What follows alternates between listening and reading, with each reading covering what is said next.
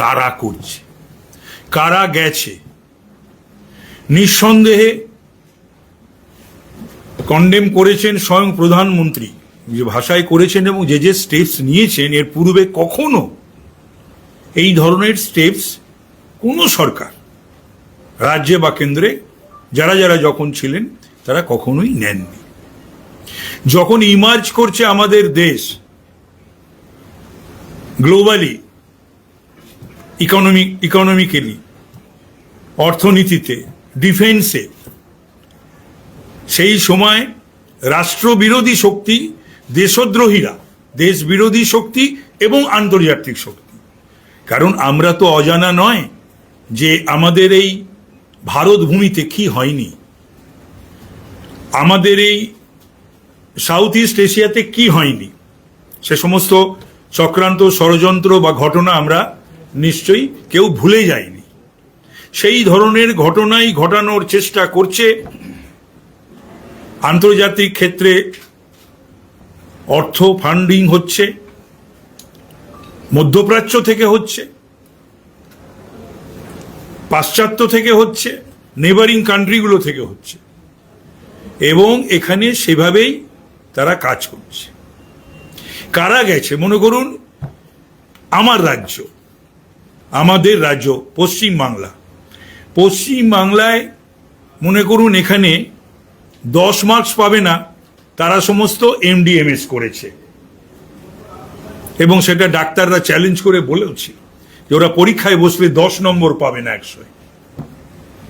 26,000 শিক্ষকের মেধা গড়াগড়ি, বেশিরভাগ তাদের মধ্যে অর্থের বিনিময়ে চাকরি,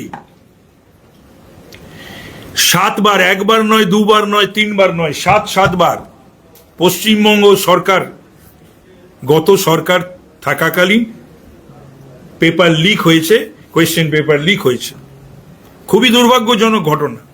কিন্তু পেপার লিক তো কোনো নতুন ঘটনা নয়। পেপার লিক আইএনসি 15টা হয়েছে জাতীয় স্তরে, ইন্ডিয়ান ন্যাশনাল কংগ্রেস তারা যখন ক্ষমতায় ছিল, 38টা হয়েছে রাজ্যে যখন ক্ষমতায় তারা, তার মানে 53টি।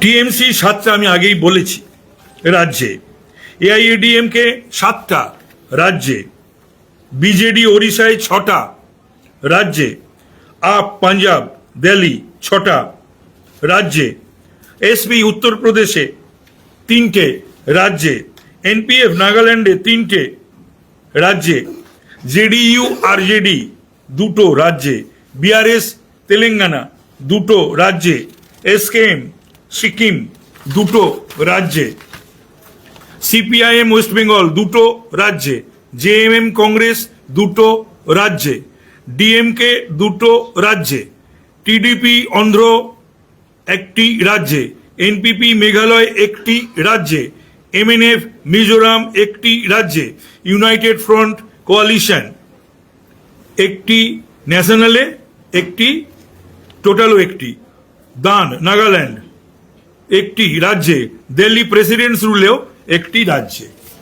তাহলে পরে রাহুল গান্ধীজি আপনি পালাচ্ছেন কেন আলোচনা থেকে? আলোচনা হোক না, আপনার উদ্দেশ্যটা কি?